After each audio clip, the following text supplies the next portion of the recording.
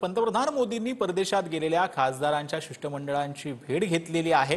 यावेळी पंतप्रधान मोदींनी सुप्रिया सुळेंकडे शरद पवारांच्या तब्येतीची विचारपूस केलेली आहे। ऑपरेशन सिंधूरनंतर भारताची दहशतवादाविरोधातील जगभरातून जी आहे ती भूमिका मांडण्यासाठी जगभरामध्ये या खासदारांचं शिष्टमंडळ परदेशात गेलेलं होतं आणि आज ज्यावेळेला हे सगळे खासदार जे आहेत ते भारतात परतल्यानंतर पंतप्रधानांनी या सर्व खासदारांची भेट घेतली आणि सुप्रिया सुळेंना शरद पवारांच्या तब्येतीविषयी देखील यावेळेला जे पंतप्रधानांनी विचारलेलं आहे। प्रदेशातून परतल्यानंतर शिष्टमंडळाकडून मोदींची भेट घेण्यात आली आहे। परदेशात गेलेल्या प्रत्येक खासदाराचे मोदींनी अनुभव जे आहेत ते यावेळेला विचारलेले आहेत।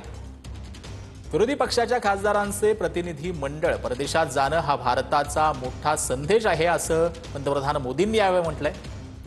तर संकट काळात देश दहशतवादाविरोधात एकत्र आहे हा संदेश देण्यात आपण यशस्वी ठरल्याचं देखील यावेळेला पंतप्रधान नरेंद्र मोदींनी म्हटलंय। भारताची बाजू मांडण्यासाठी सत्ताधारी विरोधी पक्षाच्या खासदारांना परदेशात पाठवलं पाहिजे असं देखील यावेळेला पंतप्रधान मोदींनी म्हटलेलं आहे। मोदींनी सुप्रिया सुळेंकडे यावेळेला शरद पवारांच्या तब्येतीची विचारपूस देखील केल्याची माहिती आता समोर येते।